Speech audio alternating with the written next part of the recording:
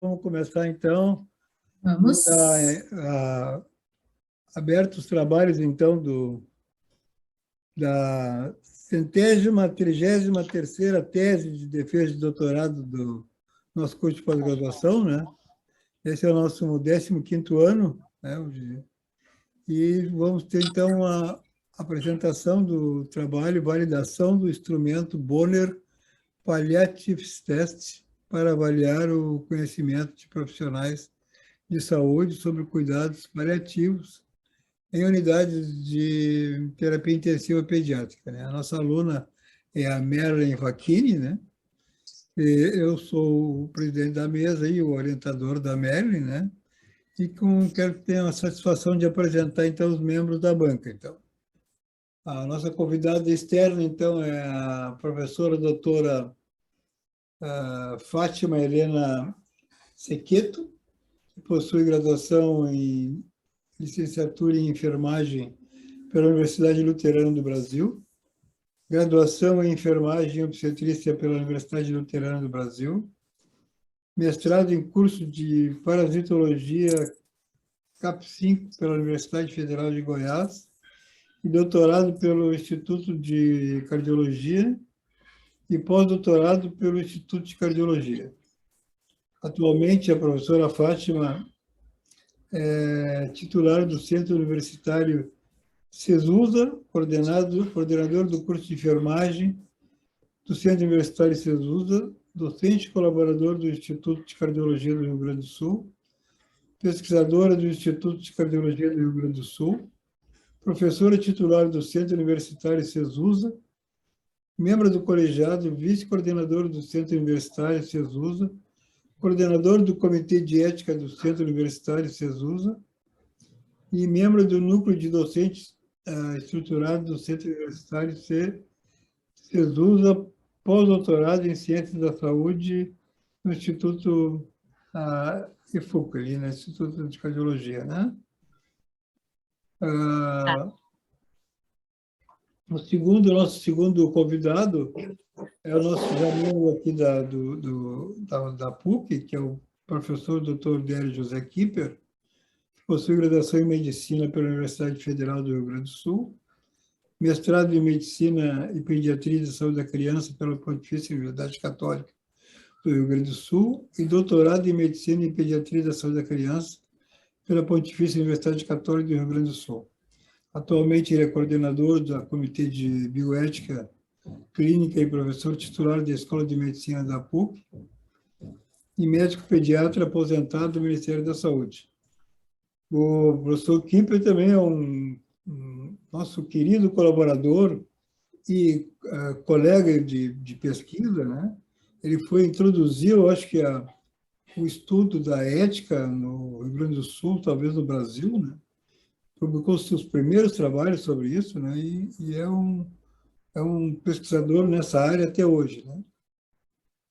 Em terceiro, a doutora Caroline Abud Drummond Costa, que é graduada em nutrição pela Pontifícia Universidade Católica do Rio Grande do Sul, especialista em nutrição materno-infantil pelo Hospital Moinhos de Vento, mestrado, doutorado e pós-doutorado em pediatria e saúde da criança pelo Programa de Pós-Graduação em Pediatria e Saúde da Criança da PUC, professor da Escola de Ciências da Saúde e de Vida do curso de Graduação de Nutrição, professora na pós-graduação estrito sensu do Programa de Pós-Graduação em Pediatria e Saúde da Criança da Escola de Medicina da PUC, professora convidada do curso de pós-graduação Lato Sensu em Nutrição Clínica e ênfase em matéria infantil do Hospital Moinhos de Vento, professora convidada do curso de pós-graduação Lato Sensu em Nutrição, Empreendedorismo e Alimentação Saudável da Pontifícia Universidade Católica do Rio Grande do Sul. Também a professora Caroline é uma nossa querida colaboradora. Nós temos várias pesquisas na área já de nutrição e de outras coisas correlatas, né, como risco, mortalidade, né? E a Carolina vem nos acompanhando há muitos anos já nesse serviço. Como suplente, eu gostaria de destacar também a presença da da doutora Kelly Daiane Soqueto de Veloso. A Kelly foi nossa mestranda, doutoranda, pelo nosso curso de pós-graduação, e hoje ela é professora em Uruguaiana, professora da Universidade Federal de Uruguaiana, e nós temos uma grande satisfação de vê-la entre nós aqui, como nos apoiando aqui como suplente. Nós voltamos, então, à nossa aluna, que é a Merlin Facchini. A Merlin também é uma aluna já graduada, professora, né? E hoje que está desenvolvendo essa sua pesquisa na validação do instrumento para avaliar os conhecimentos profissionais da saúde sobre cuidados paliativos. Então, eu vou passar a palavra para a Mary para apresentar sua pesquisa. Ela tem 40 minutos para apresentar sua pesquisa. Depois, cada um dos colegas membros da banca tem 15 minutos para arguir, e a Mary teria mais 15 minutos para responder. Eu solicito que, devido ao tempo que se gasta nessa tarefa toda que a gente tenha, que se evite de fazer muita apresentação dialogada, que alonga muito a apresentação. Então, que a Amélia apresente sua tese, cada um faça seus comentários, e no final dos comentários ela responde. Então, para que a gente dê um rito mais ou menos rápido na apresentação. Então, passo a palavra, então, para a Amélia. Fica à vontade. Bom dia a todos. Antes de mais nada, eu gostaria de agradecer a presença da banca, os demais convidados, alguns amigos, familiares, alguns alunos. E vamos dar início, então, à nossa apresentação. Eu vou compartilhar a tela com vocês.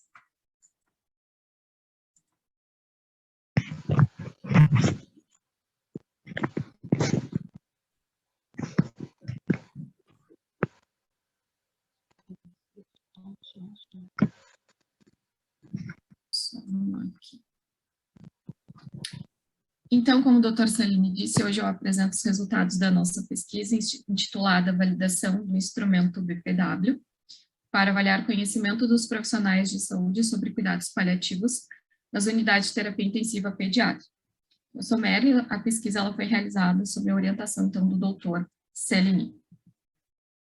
Contextualizando, então, um pouco o nosso cenário, foi justamente a partir do século XX que as grandes transformações no cuidado começaram a ocorrer.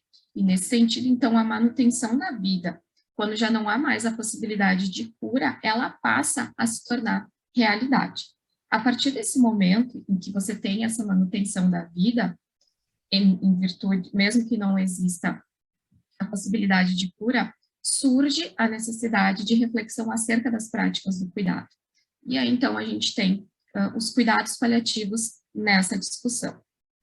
Dentre os pesquisadores, dentro dos cuidados paliativos, nós podemos destacar a Cicely Saunders. Ela é considerada como a mãe dos cuidados paliativos, e tudo começou quando a Cicely, que já tinha formação em enfermagem e serviço social, e fazendo formação em medicina, atendeu um paciente, acabou assistindo um paciente com um câncer coloretal inoperável e fazendo uso de bolsa de colostomia. E ao assistir esse paciente, acompanhar toda a terminalidade desse paciente, ela começou a refletir acerca dessas práticas do cuidado. E culmina, então, em 1967, com a criação do St. Christopher Hospice, na Inglaterra.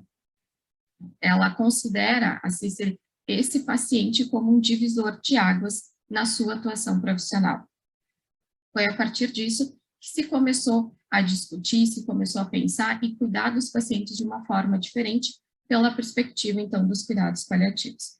No entanto, só foi em 1990 que a Organização Mundial da Saúde, ela traz uma definição para os cuidados paliativos, que hoje ela é tida como uma abordagem que vai ampliar a qualidade de vida dos pacientes e também dos familiares em relação à doença que eles têm e principalmente em relação à qualidade de vida, né?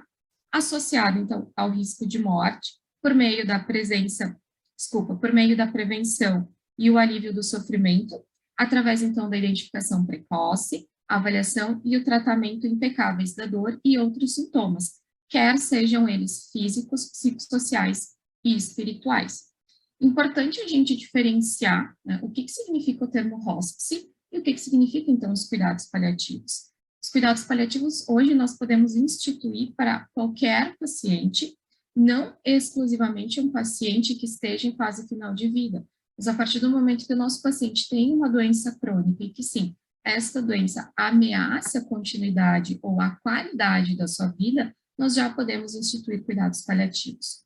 O hospice, então, o hospital que nós chamamos de hospice, ele é exclusivo para atender os pacientes que, sim, estão na fase final de vida, ou seja, que tem menos de 6 meses de vida. Dentro desse campo dos cuidados paliativos, né, nós incluímos todos os pacientes, mas já é um campo especial, não é todo mundo que consegue falar, que consegue discutir, que consegue abordar sobre os cuidados paliativos com os seus pacientes. E quando nós falamos de cuidados paliativos em pediatria, é mais especial ainda, porque nós não podemos considerar a criança em cuidados paliativos como um adulto pequeno. Essa criança, ela tem demandas especiais. Nós não podemos pensar somente na criança oncológica, né? Nós precisamos pensar nas crianças sindrômicas, crianças com malformação, crianças com doenças crônicas, que sim, são elegíveis para os cuidados paliativos. E nesse sentido, essa criança, por ela ter demandas específicas, você precisa, obviamente, de uma equipe multidisciplinar, por se tratar de cuidado na área da saúde, mas principalmente uma equipe especializada. Por quê? Essa equipe vai ter condições de fazer o acompanhamento dessa criança durante todo o percurso da doença, a partir do momento que foram instituídos os cuidados paliativos, e também no período de luto, tanto para a família quanto para a comunidade, porque nós não podemos esquecer que essa criança, ela faz parte de uma comunidade, muitas vezes de uma comunidade escolar, e que também vai precisar de atenção, também vai precisar de cuidado, tanto no percurso da doença, quanto no período de luto. Nesse sentido, você ter uma equipe qualificada, você parte do princípio que você conhece a sua equipe, que você conhece, você tem noção dos conhecimentos da sua equipe. Então, nós temos aqui os instrumentos que vão permitir mensurar os conhecimentos dos profissionais em relação aos cuidados paliativos. Hoje, na atualidade, nós temos diversos instrumentos. Dentre esses inúmeros, nós destacamos o BPW, que ele foi construído por uma equipe de pesquisadores alemães, a partir de outros 2 instrumentos, o PCQN, que é o Palliative Care Questionnaire for Nursing, e o PCKT, o Palliative Care Knowledge Test. Esses pesquisadores, então, a partir desses 2 instrumentos, analisando os itens que esses instrumentos avaliavam, perceberam o quê? Que eles focavam muito mais nas questões fisiológicas, nas questões técnicas do cuidado, porém, eles não incluíam as questões de crenças de autoeficácia. E só lembrando que o BPW, ele foi construído para um cenário geriátrico, para as casas asilares da Alemanha. Por que incluir, né, crenças de autoeficácia no nosso instrumento? Porque não basta apenas o profissional conhecer, ter noção do que é um cuidado paliativo e de como eu posso fazer um cuidado paliativo. É preciso que ele também acredite que ele é capaz de ofertar esse cuidado paliativo. A teoria da autoeficácia, ela foi descrita por Bandura, e ele define como uma avaliação própria da capacidade que o indivíduo tem para estruturar e efetuar ações que visam alcançar determinados objetivos. E quanto maior a sua crença de autoeficácia, maior a chance de você ter um resultado positivo diante de adversidades. No cenário brasileiro, nós temos vários estudos sendo feitos e que eles acabam evidenciando, infelizmente, um baixo nível de conhecimento em cuidados paliativos. No entanto, essas pesquisas que nós observamos, elas têm ou uma abordagem qualitativa ou uma abordagem descritiva. nós não temos nenhum estudo, até então, que tenha essa abordagem quantitativa. Essa carência pode ser em virtude da ausência de instrumentos que tenham esse foco mais quantitativo em relação ao conhecimento dos profissionais. E no contexto da UTI pediátrica, não foi localizado na literatura nacional e nem na literatura internacional nenhum instrumento que nos permitisse, então, avaliar o conhecimento dos profissionais e as suas crenças de alta eficácia em relação aos cuidados paliativos. A justificativa do estudo, então, levando em consideração a importância dos cuidados paliativos e essa necessidade de conhecimentos específicos para implementar, surge a demanda, então, de utilizarmos instrumentos que avaliem tais competências, instrumentos que nos permitam avaliar de forma quantitativa. Como eu disse anteriormente, nós não temos na literatura brasileira, bem como na internacional, instrumento específico para o contexto da UTI pediátrica que nos permita avaliar esses conhecimentos, né? E para que as instituições, então, possam planejar, implementar e qualificar os seus programas de cuidados paliativos, é de suma importância avaliar o conhecimento dos profissionais acerca dessa temática. O objetivo geral, então, da nossa pesquisa foi validar o BPW, para avaliar o conhecimento e crenças de alta eficácia dos profissionais no contexto da UTIP.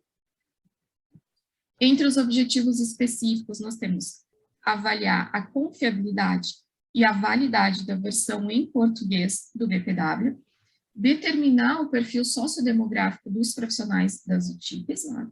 Avaliar o conhecimento e avaliar as crenças de alta eficácia desses profissionais. O tipo de estudo, então, foi um estudo de validação do BPW para a língua portuguesa com uma abordagem quantitativa. Foram incluídas, então, 5 unidades de terapia intensiva pediátricas do Rio Grande do Sul, sendo 3 na capital e 2 no interior. Os profissionais que foram incluídos no nosso estudo, então, todos aqueles que atuavam na unidade de terapia intensiva pediátrica, no quadro efetivo, trabalhando no mínimo há 6 meses, e os critérios de inclusão, então, os profissionais volantes, folguistas que estavam em licença, férias ou período de experiência. As variáveis analisadas, então, a variável primária foi a validação do nosso instrumento, do BPW, e as secundárias, então, os dados sociodemográficos, os conhecimentos sobre cuidados paliativos e as crenças de alta eficácia. O procedimento de coleta de dados, então, ele se deu da seguinte forma. A versão final do nosso instrumento, ela foi aplicada numa amostra para o processo de validação. E como é que nós fizemos essa coleta? Ao início do turno de trabalho, o instrumento, então, ele era entregue aos participantes, as orientações eram fornecidas, o termo de consentimento livre esclarecido também era entregue, e já recolhido, assinado pelos participantes. Ao final desse turno de trabalho, então, se retornava para o TIP para recolher esses instrumentos. O desfecho primário, então, foi a validação do BPW e o secundário, a medida do nível de conhecimento dos profissionais e as suas crenças de alta eficácia. Entre as propriedades psicométricas do nosso instrumento, nós avaliamos a validade, em específico a validade de conteúdo, por meio do cálculo do coeficiente de validade de conteúdo, e aqui nós consideramos os itens, né, que têm um CVC maior que 0,8 como os itens aceitáveis, e a validade de construto, que ela foi calculada a partir, então, da análise fatorial exploratória, utilizando o teste de Bartlett e o cálculo do KMO, e depois a análise fatorial confirmatória. E também a propriedade da confiabilidade, que foi calculada, então, por meio do alfa de Cronbach para cada domínio. Nosso instrumento ele é dividido em 2 seções, né? Uma seção de conhecimentos e outra seção de alta eficácia, e a gente considera como satisfatório um valor acima de 0,5. Os dados, então, foram analisados as variáveis contínuas com média e desvio padrão e as categóricas com frequência absoluta e relativa. e todo o armazenamento, análise e processamento foi realizado utilizando o software Excel e o programa R para cálculo estatístico. O tamanho amostral, nós temos 170 participantes. O cálculo amostral foi realizado da seguinte forma: a proposta metodológica para a validação que nós utilizamos, a proposta de Borsa da Damásio, ela orienta que para cada item que vai ser validado, você tenha no mínimo 10 participantes. O nosso instrumento, ele é composto por 38 itens, então nós teríamos que ter 380 participantes. No entanto, como instrumento original, ele foi validado com apenas 59 participantes, se estimou, então, que nós tivéssemos 5 participantes para cada item, o que nós teríamos ali um total de 190. Infelizmente, um dos fatores limitadores da nossa pesquisa foi justamente não atingirmos esses 190 em virtude da não adesão dos profissionais dentro das UTIPs. Em relação aos aspectos éticos, o projeto e a pesquisa como um todo obedeceu às orientações da resolução do Conselho Nacional de Saúde. O nosso projeto ele foi aprovado pelo Comitê de Ética da PUC sob o número do registro que aparece para vocês. Além disso, quando o hospital em que a pesquisa foi realizada também tinha comitê de ética, ele foi novamente submetido à apreciação ética pelo comitê próprio do hospital. Em relação aos nossos resultados, eu organizei, então, por etapas, né, o processo de validação, a caracterização dos participantes, nível de conhecimento e nível de crenças de alta eficácia. Aqui eu trago, então, o fluxograma para o processo de validação. Então, nós tínhamos um instrumento originalmente em inglês, porque os autores originais criaram o instrumento em alemão e uma versão dele também em inglês. Então, para fins de tradução e facilitar esse processo, nós utilizamos a versão em inglês. A partir dessa versão original, foram feitas 2 traduções por tradutores independentes, então nós tínhamos tradução 1 e tradução 2. Posteriormente, nós fizemos uma tradução unificada, ou seja, nós juntamos tradução 1 e 2, e a partir dessa tradução unificada, foi feita a retrotradução, para fins de comparação em relação ao instrumento original. Não ocorreram, nesse momento, grandes diferenças semânticas.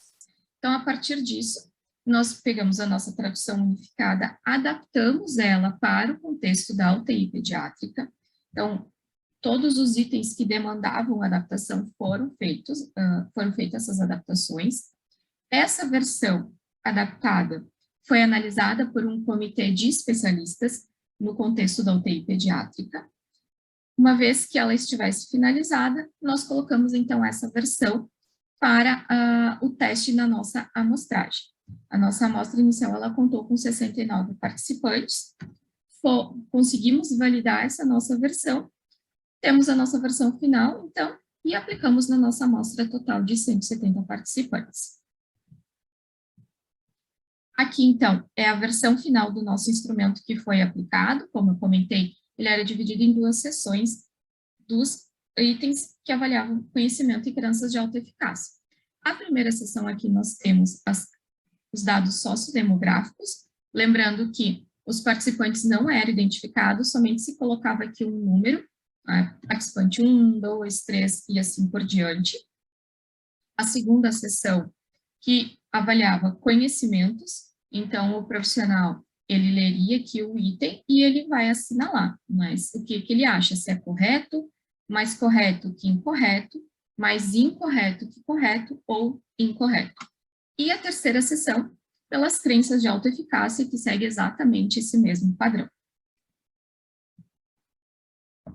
Aqui eu apresento a tabela com o coeficiente de validade de conteúdo. Então, aqui nós temos os itens, né? Ela foi dividida em 2 figuras para facilitar a nossa visualização. Aqui, cada item eu apresento a média, o desvio padrão e o coeficiente de validade de conteúdo. Destaco aqui o item 9, que ele teve um CVC de 0,7, o 14, também de 0,7, e o 24, que também teve um coeficiente de 0,75. A maioria dos nossos itens, então, em relação ao coeficiente de validade de conteúdo, a maioria dos itens do nosso instrumento, então, apresentou um CVC maior que 0,8, excetuando, então, os itens 9, 14 e 24, que ficaram, então, abaixo do nosso ponto de corte. No entanto, mesmo estando abaixo do ponto de corte, nós optamos por não retirar esses itens do instrumento, uma vez que eles se configuram, sim, como itens relevantes para o instrumento. E o coeficiente de validade de conteúdo do instrumento como um todo foi de 0,81, então mostrando assim a validade geral do conteúdo do nosso instrumento.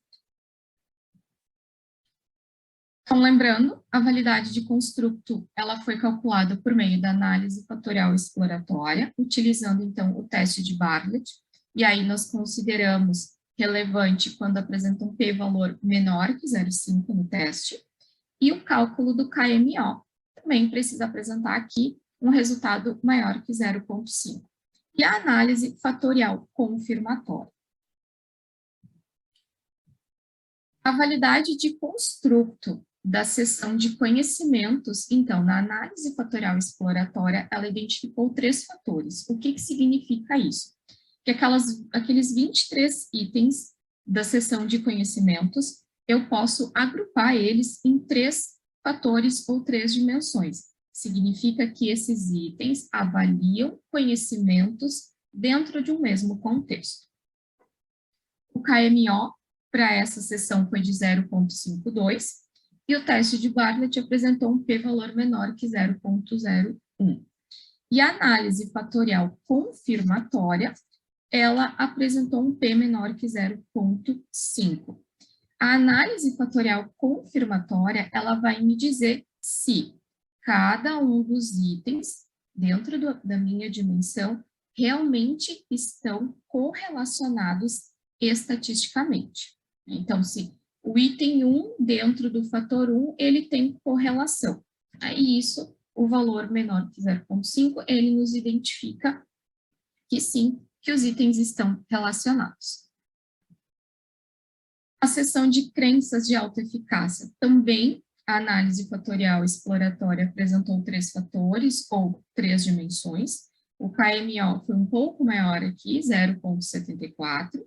O teste de Bartlett, o p-valor foi menor que 0,1, e a análise fatorial confirmatória, o p foi menor que 0,5, ou seja, então, dentro das 3 dimensões, os itens estão relacionados.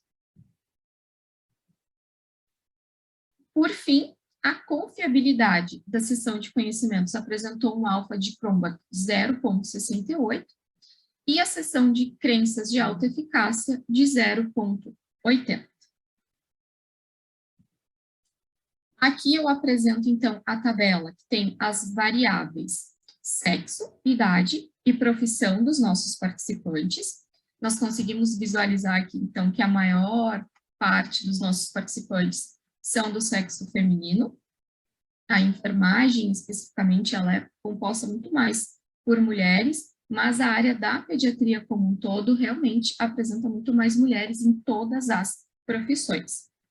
A média de idade aqui nós temos de 38,75 anos, e entre as profissões que mais aparecem, né, então nós temos o técnico de enfermagem, com 77 participantes, seguido do enfermeiro, médico, fisioterapeuta, fonoaudióloga, nutricionista e farmacêutico.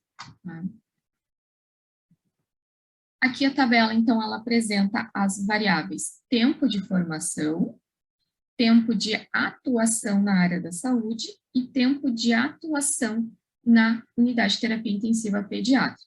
Então, os nossos participantes têm uma média de formação ali de 13,3 anos, atuam em torno de 12,6 anos na área da saúde e dentro da UTI pediátrica, a atuação ela ficou a média de 8,5 anos.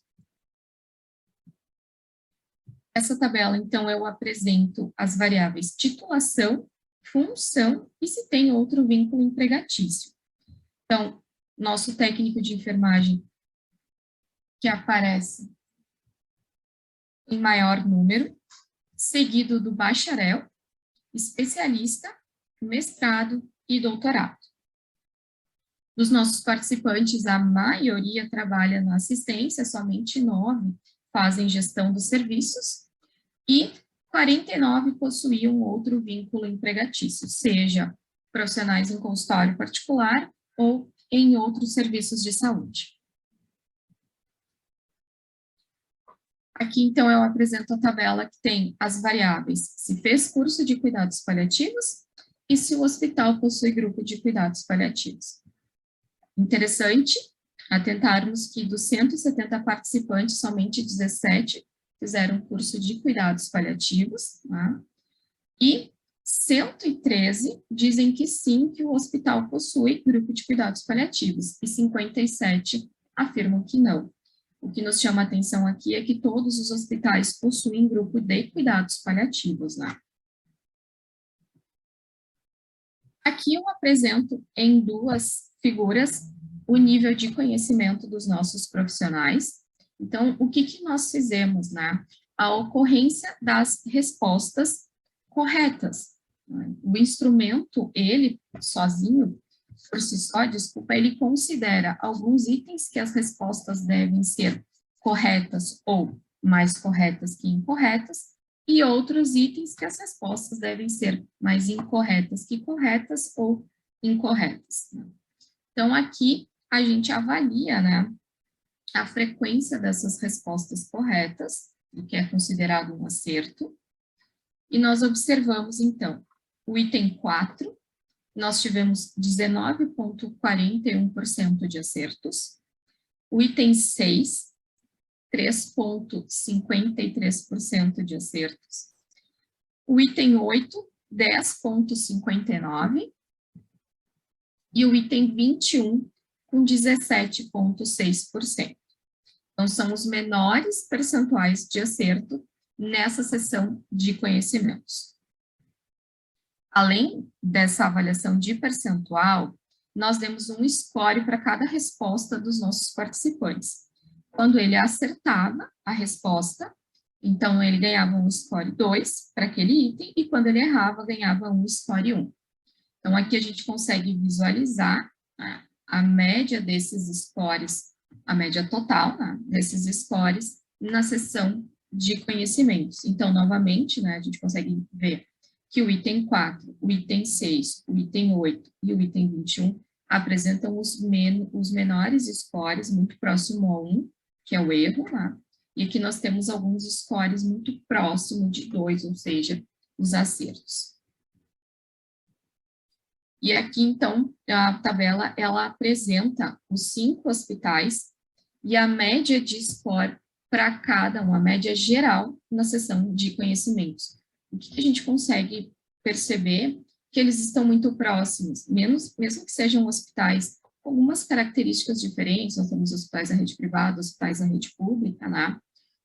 Mas o score, o desempenho dos profissionais na seção de conhecimentos, ele foi muito semelhante.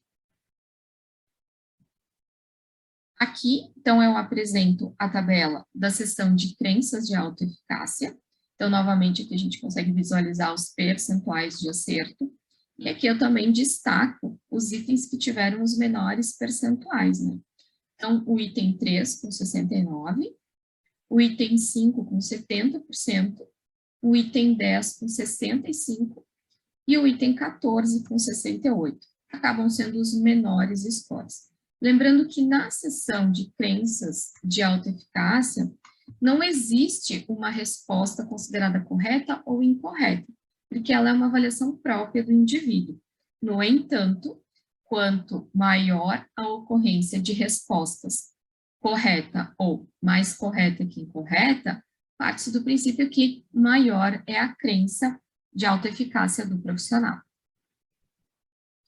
Novamente aqui, então, nós demos um score 2 para as respostas corretas e o score 1 para as respostas incorretas, para aquilo que o profissional julga que ele não é capaz de fazer. Então, a gente observa que a ocorrência ela já é um pouco melhor quando comparada com a seção de conhecimentos. Mas, claro, o item 3, 5, o 10 e o 14 apresentam os menores scores. E, novamente, nós temos alguns scores aqui próximo a 100%. E aqui a média, então, geral, na seção de crenças de alta eficácia de cada hospital. Então, novamente, se percebe que o desempenho dos profissionais ele é muito semelhante. Claro que, comparando com a seção de conhecimentos, o desempenho aqui ele é um pouco melhor. Então, fazendo uma breve análise dos nossos resultados à luz de outras pesquisas, né, o que nós identificamos?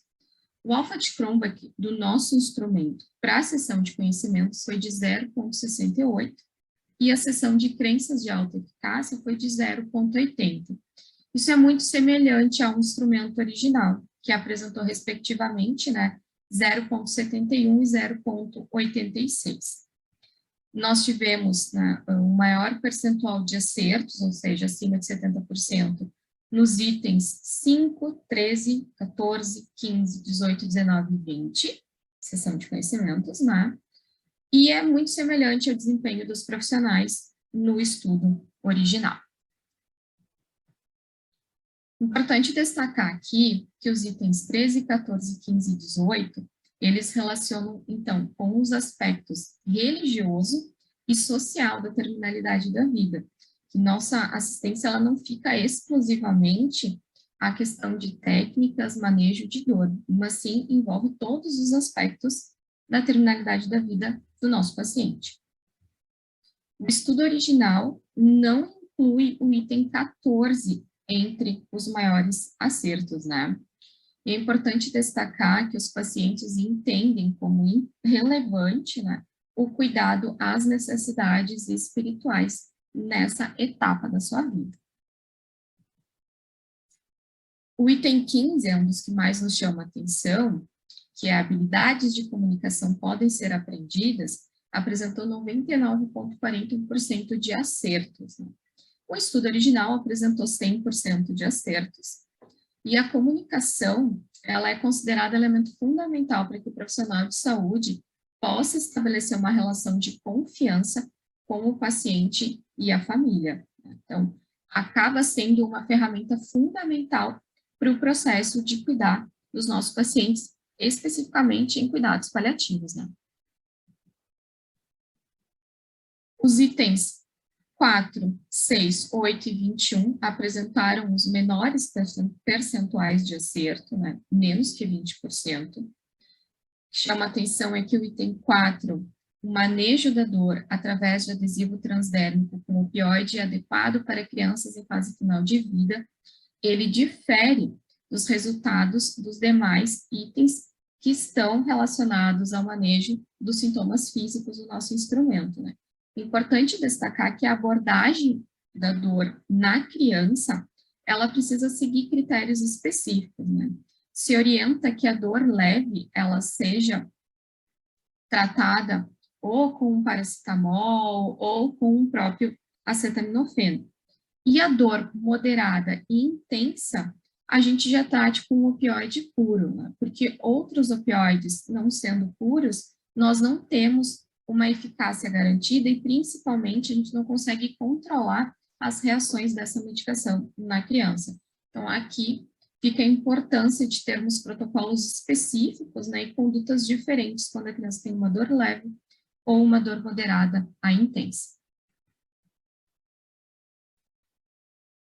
Excluindo, né, então, os itens 5, 14 e 23, a nossa seção de conhecimentos, ela apresenta, né, um percentual baixo de acertos, o que nos indicaria, então, um baixo nível de conhecimento. O instrumento original, ele apresenta alguns resultados diferentes, então, o desempenho dos profissionais ele foi um pouco superior quando comparado aos nossos, né? No entanto, pesquisas que estão sendo feitas em diferentes contextos, elas têm demonstrado, então, um baixo nível de conhecimento em cuidados paliativos por parte dos profissionais de saúde. Então, a nossa pesquisa, ela não difere do que vem sendo feito na atualidade. A seção de crenças de alta eficácia, os itens 1, 7, 9 e 15, apresentaram os maiores percentuais de acerto. e o instrumento original tem achados semelhantes. Importante destacar que esses itens, eles se referem ao manejo da dor e aspectos sociais envolvidos nos cuidados paliativos. Então, aqui, nós podemos inferir que os profissionais, eles se sentem preparados para fazer o manejo de forma adequada da dor dessas crianças e também incluir os aspectos sociais. E destacar a importância que a dor tem nos cuidados paliativos. O manejo da dor, ele entra como uma das principais ações da equipe de saúde. E finalizando, então, podemos dizer que os profissionais, eles apresentam um baixo nível de conhecimentos em cuidados paliativos, especialmente quando você fala de condutas específicas, né, condutas que são próprias dos cuidados paliativos. No entanto, eles apresentam um alto nível de crenças de alta eficácia. Isso é importante porque o profissional, ele se considera capaz, né, ele acredita que ele é capaz de assistir o paciente, que ele é capaz de oferecer cuidados paliativos aos nossos pacientes. Podemos dizer, então, que o objetivo do estudo ele foi alcançado e que hoje, então, nós temos um instrumento validado no contexto da UTI pediátrica, que permitirá, então, aos serviços de saúde conhecer a sua equipe, medir o nível de conhecimentos e crenças de alta eficácia para, assim, ou instituir os seus programas de cuidados paliativos ou qualificar os programas já existentes. Algumas referências que foram utilizadas, então, na apresentação. E o meu muito obrigada.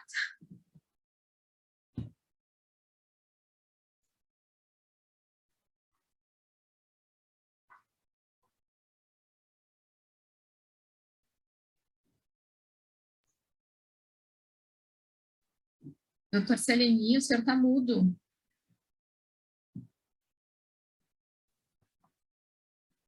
Obrigado, então, Mérito, pela tua apresentação. Vamos de imediato, então, passar a palavra para a professora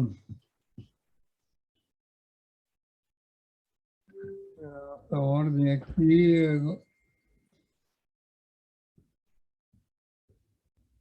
A nossa convidada, a professora Fátima, então, que tem de 15 a 20 minutos, então, para fazer suas considerações e sua arguição.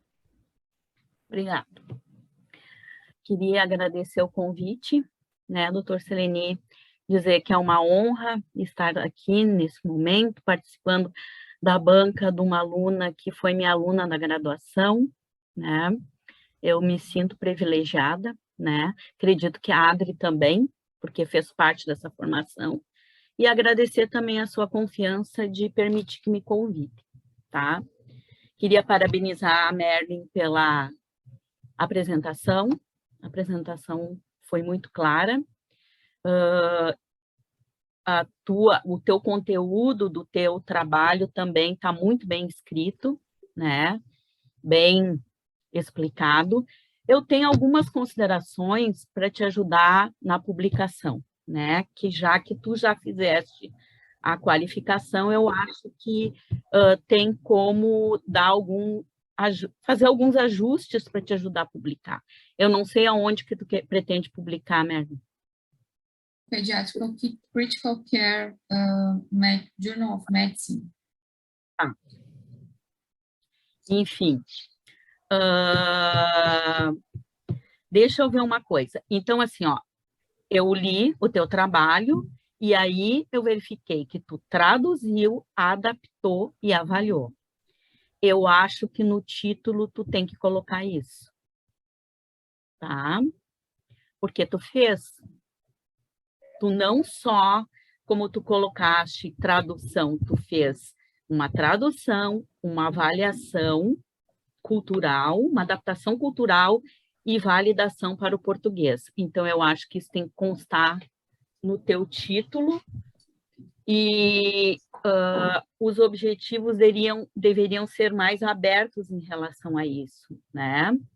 Tu deveria, de repente, colocar ali nos específicos, traduzir análise de conteúdo, verificar confiabilidade, avaliar a validade do teu instrumento, eu acho que ficaria mais amplo, porque o teu objetivo geral é esse, tá?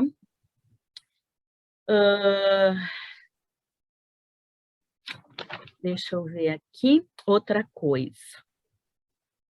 Em relação ali ao coeficiente de validade de conteúdo, CVC, tu usaste uma referência que diz que ele tem que ser maior que 0,8, é isso?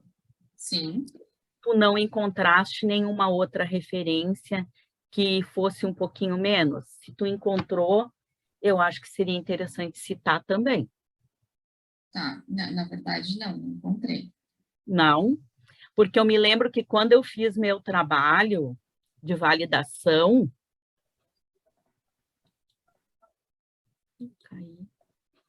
Não, tu estás aí? Tá, Tá. então não sei o que houve aqui. Tá. Quando eu fiz meu trabalho de validação, eu tive alguns problemas, tá?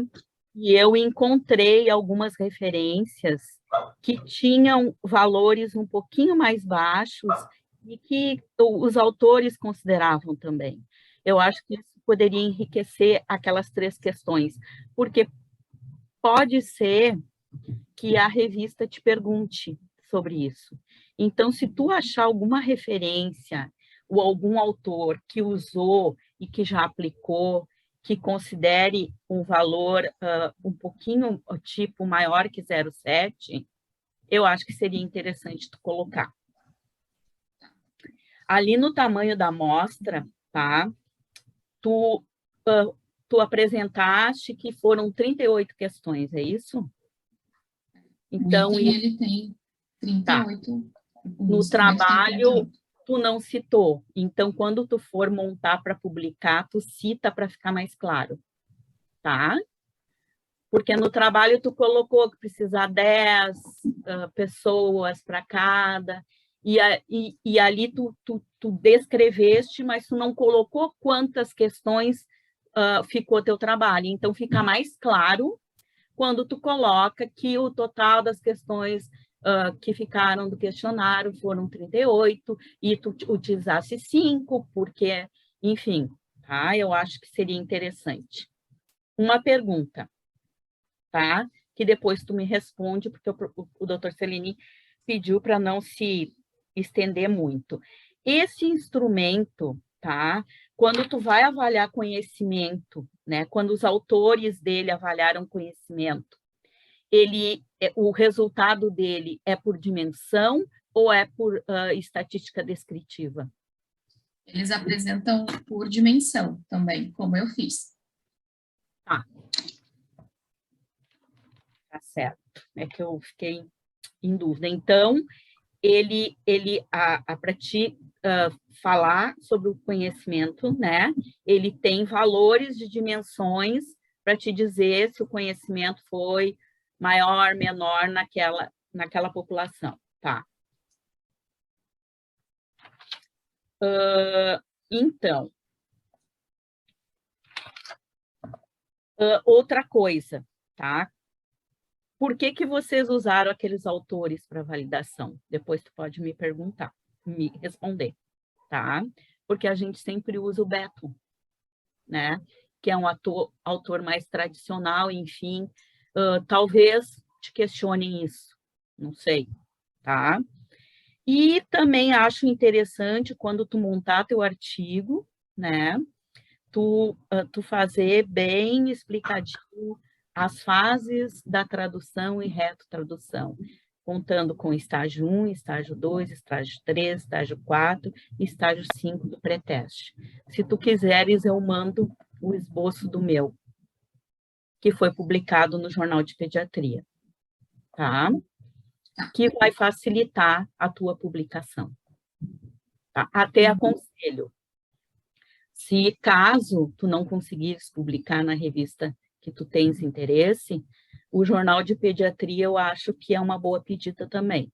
Por quê? Porque ele alcança, né, uma população a nível mundial. Então, é interessante a divulgação do teu trabalho, ela vai ser bem ampla, tá?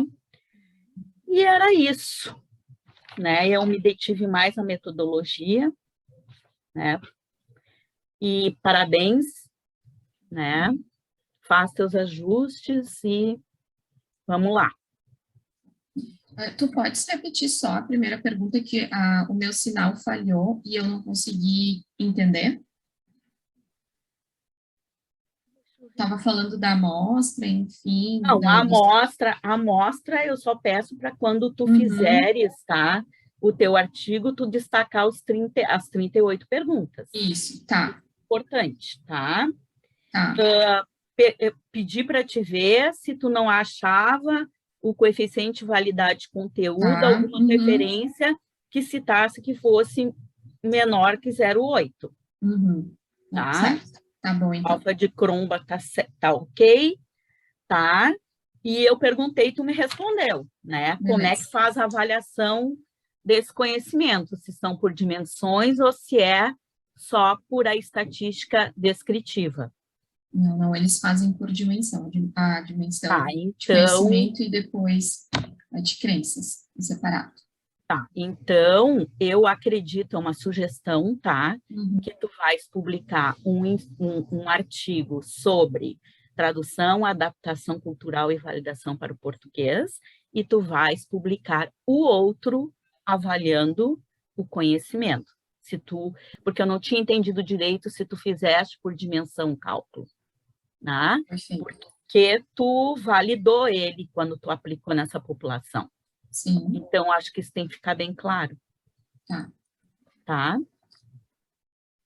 Só respondendo, então, o porquê que a gente utilizou a metodologia de Morse e Damasio, foi consultado o PPG de Psicologia da PUC, que eles fazem muitos estudos de tradução e adaptação, e como nós tínhamos um instrumento muito extenso, né, e precisaríamos um N muito grande, então a coordenadora do PPG, ela orientou que se utilizasse o Borsa, porque eles acabam aceitando menos que 10 pessoas para cada item que está sendo validado. Entendi. E também pelo fato do instrumento original ter sido validado com somente 59 participantes, que é um número muito abaixo do que nós atingimos. Sim. Por isso. Entendi. Tá. Então tá, era isso, parabéns. Posso passar a palavra para o doutor Seleni. Agradeço muito a participação. Agradeço, então, a Fátima, essa participação aí. Está satisfeito, então, com as respostas da Meli, Fátima? Muito. Tá bom, então eu gostaria de passar, então, a palavra agora para o Délio José Kipper, então. Da mesma forma, tem 20 minutos para arguir. Bom dia, Merlin. Bom dia, doutor Kipper, tudo bem? Banca. Doutor, o senhor ficou mudo. Deixa eu liberar aqui. Deu. De novo. Tem que ativar o teu som, Kipper.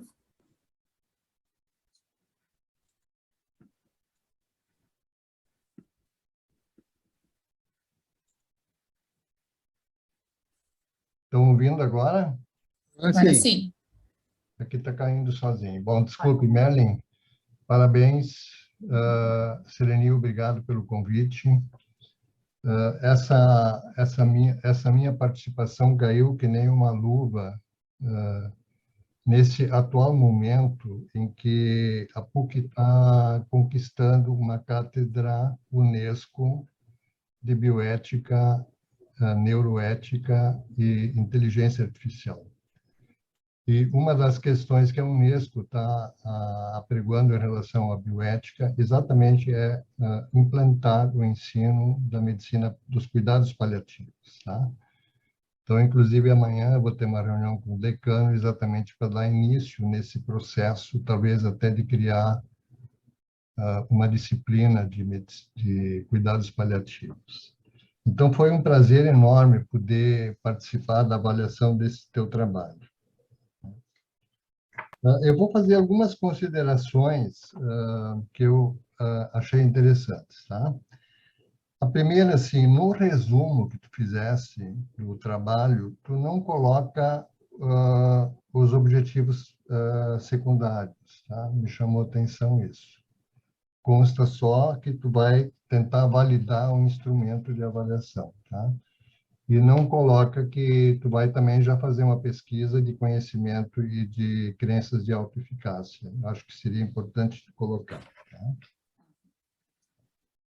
Uma outra coisa que me chamou a atenção é que na avaliação do Comitê de Ética em Pesquisa, foi colocado que o financiamento da pesquisa foi com recursos próprios, tá? E existe um outro documento anexo aqui dizendo que tem financiamento da CAPES. Depois, se tu puder me explicar isso, fiquei em dúvida, tá?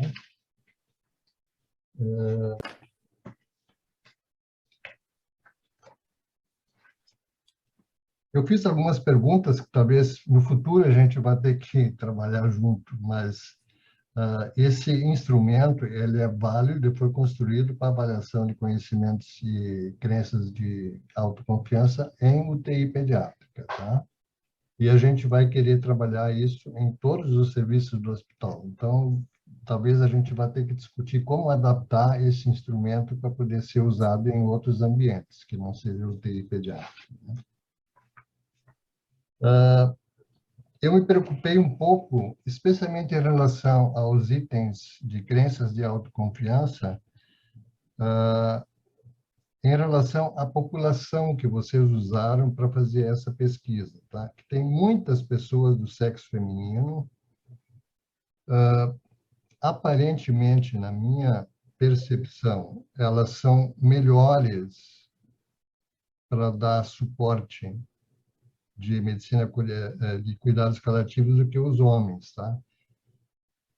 Será que não? Será que isso não pode ser um viés na pesquisa? Embora a gente saiba que a maioria dos profissionais que atuam numa UTI pediátrica sejam do sexo feminino, né?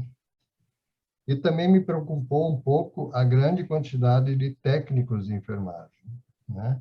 Comparados com a pesquisa original que usou enfermeiros, tá? Provavelmente com uma qualificação um pouco melhor do que técnicos de enfermagem, né? Então, são coisas que me preocuparam, só para te depois poder justificar, tá? Tem alguns erros de grafia, eu vou citar só um, só para não ficar muito chato, tá? Mas, por exemplo, na página 45, tu coloca, destacamos aqui novamente os itens 4, 6, 18 e 21. Não é 18, é 8. Tá? Então, terias que dar uma revisada cuidadosa nessas questões, tá? Claro. E, inclusive, no gráfico que tu construiu, a gente vê que o 8 é bem menor do que o 18, então está errado, né? Uhum. Também na página 46, identificamos os itens 3, 4, 10 e 14. É 3, 5, 10 e 14. Também está errado, tá? Agora, entrando direto no artigo em si, tá? Eu também fiquei um pouco em dúvida em relação ao título, tá? Porque o título, por exemplo, ele não inclui crenças de autoeficácia. Só conhecimentos. Eu acho que ele é um pouco mais amplo do que isso, como a professora Fátima já colocou. Só um pouquinho. Talvez Desculpa, doutor Délio, meu sinal aqui estava ruim. Eu vi que o senhor começou a falar do título e eu não consegui entender depois. O título, me parece que talvez devesse constar que tu também faz uma avaliação de crenças de autoeficácia. Que ali parece que é só conhecimento, se não é, né? Certo.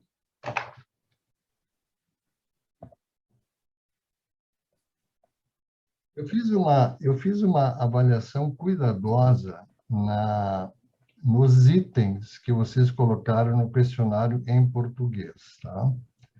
E eu fiquei, dentro da experiência que eu já tive em atender pacientes terminais, né, vários e muito complicados, tá? Eu achei que o item 6, que vocês colocam como resposta errada, eu achei que devia ser uma resposta certa. Por exemplo, assim, a presença da família na fase final da morte da criança é uma coisa boa ou é uma coisa ruim? A resposta é que é uma coisa ruim. Eu acho que é uma coisa boa. Então, eu gostaria de ter certeza que realmente o que no artigo no projeto original eles consideram isso uma coisa ruim. Eu tive várias experiências assim com pacientes terminais em que a presença da família, inclusive segurando a mãozinha da criança, quando ela estava morrendo, quando eu estava desligando os aparelhos, melhorou muito a fase de luto dessa família.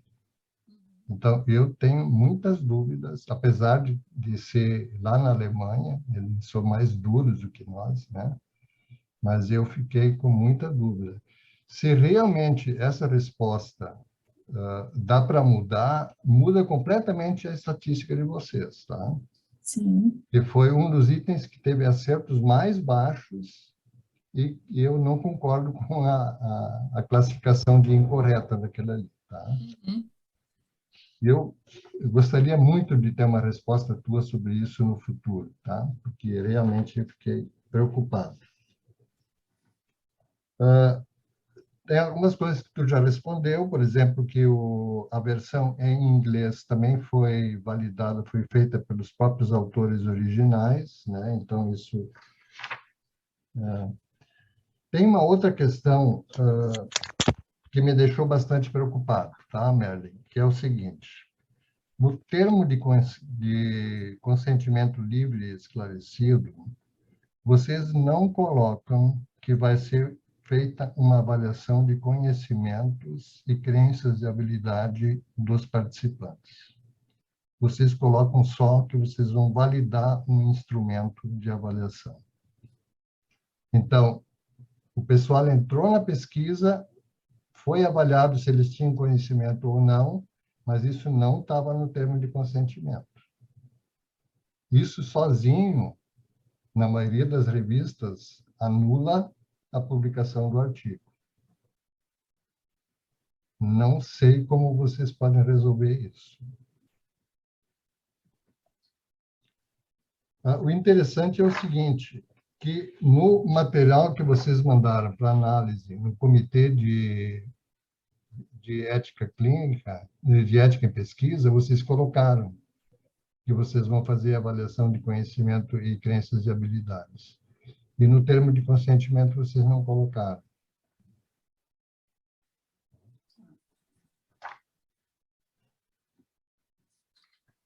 Uma outra coisa que me chamou a atenção, que várias vezes, ao longo tanto do artigo quanto do documento em si, vocês, ora, colocam Bona Palliative Wissens Test, com S no final, e outras vezes sem S no final.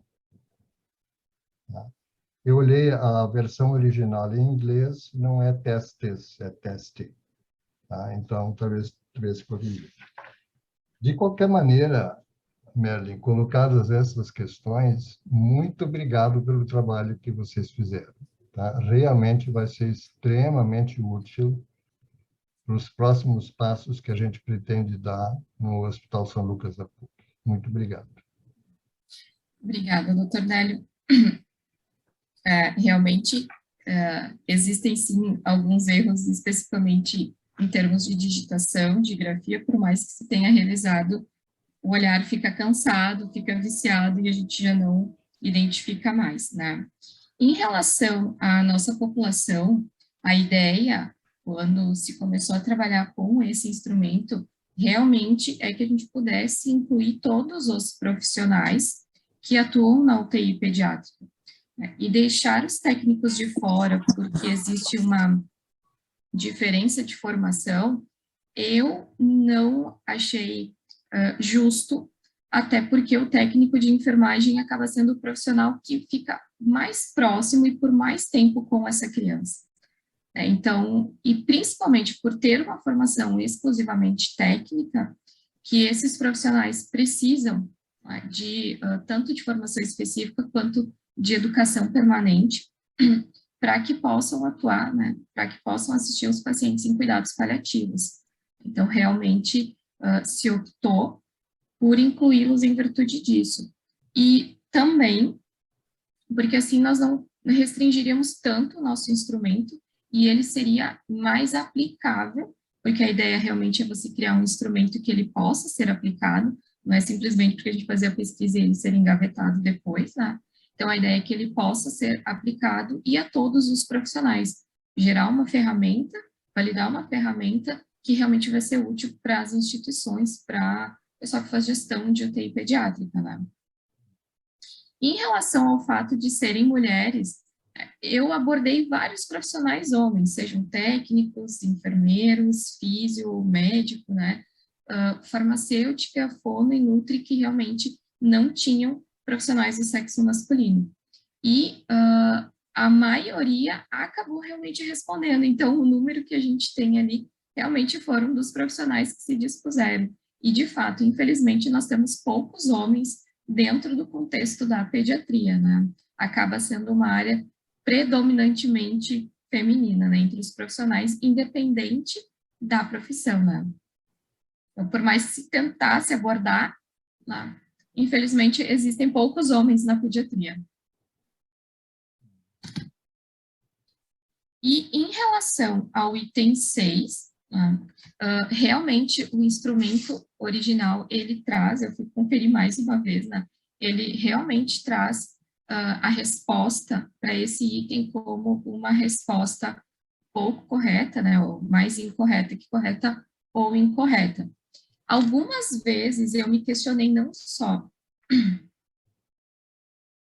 Meu sinal está falhando. Voltou.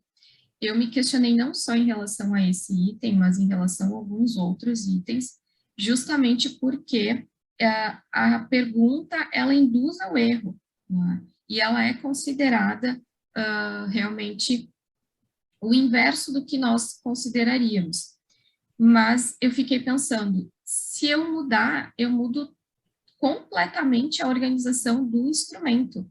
Como o senhor comentou, né? Se nós mudarmos o que a gente considera como resposta certa e errada, a gente muda completamente toda a análise estatística, não só da parte da validação, mas também em relação aos conhecimentos, né?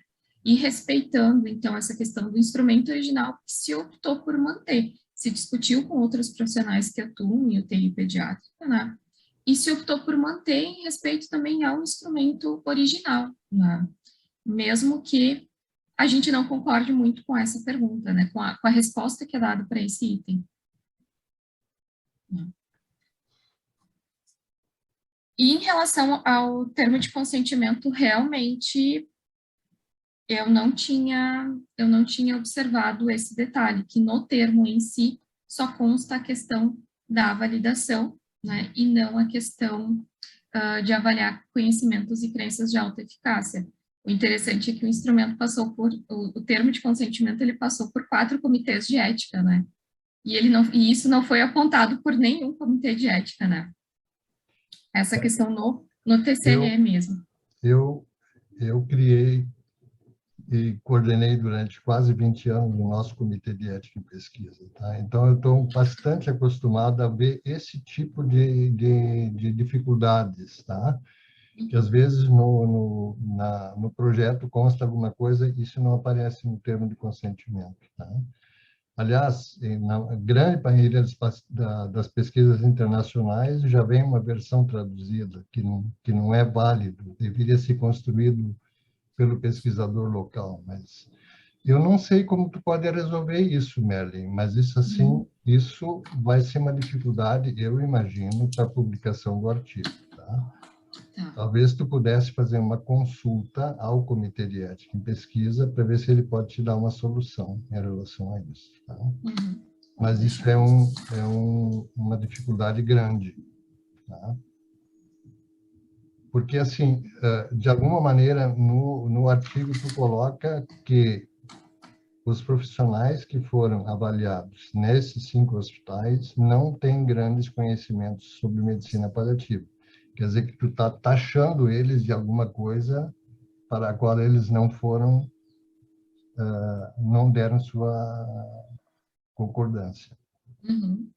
Né? Sim, entendo.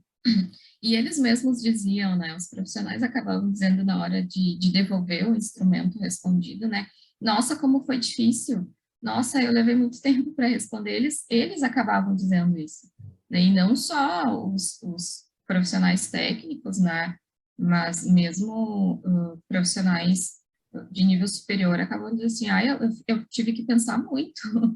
Alguns ainda brincavam, não dá para a gente colar, porque eu tive que pensar muito. Assim, a ideia é fazer pensar mesmo. Mas conversar com o Dr. Celini, a gente consultou o CEP para ver qual conduta a gente toma em relação a isso. Obrigado. Obrigada, senhor doutor. Celini, te devolvo a palavra. Tá Doutor mudo. Celini, o senhor está mudo. Tá mudo, Celini.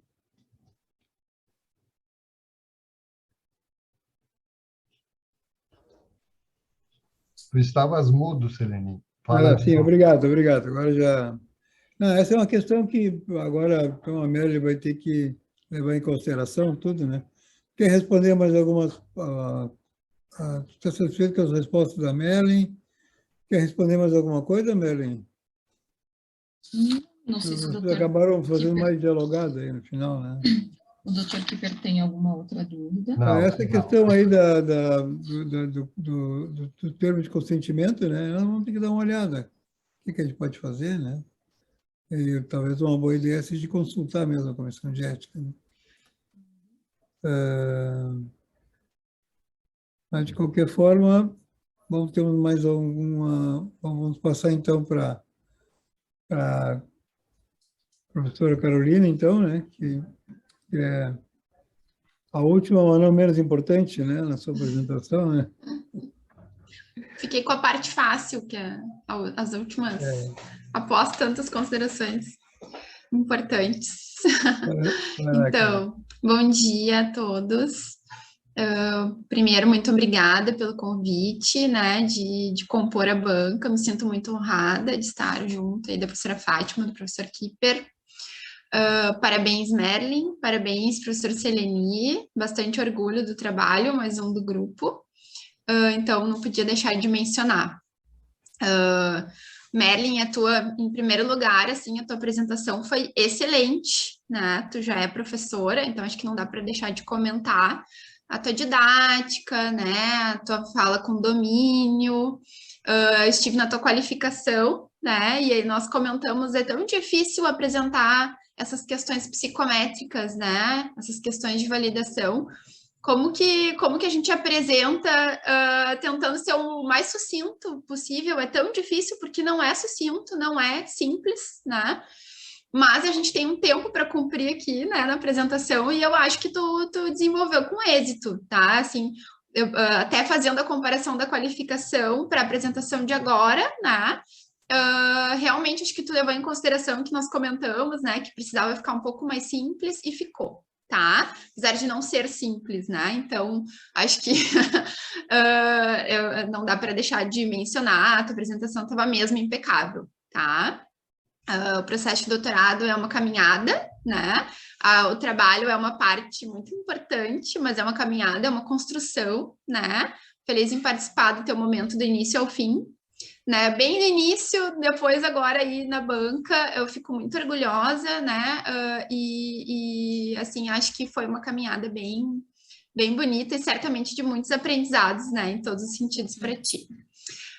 Eu vou te entregar, né? Assim como os outros professores, eu vou pontuar algumas questões, não me repetindo com o que já foi dito, né? Então, algumas questões aí que eu pontuei, outras questões tu vai receber ali detalhadas, né, na minha entrega para ti, mas com o intuito de contribuir para a tua publicação, né, também, não só a publicação do artigo, mas também a publicação da tua tese nos repositórios da PUC, né, então, o quanto algumas questões talvez a gente pode organizar melhor, porque a gente sabe que vai ficar ali, né, até os resultados, tu vai ter uma tese publicada ali, né, para as pessoas consultarem e a gente organizar da melhor forma possível, tá? Me desculpe eu virar um pouco aqui a cabeça, baixar os olhos, é que eu vou ler mesmo um arquivo que eu escrevi aqui, vou olhar o meu arquivo, né, eu não imprimi minhas considerações, e vou ir falando aí o mais sucinto possível, tá? Deixa eu abrir aqui.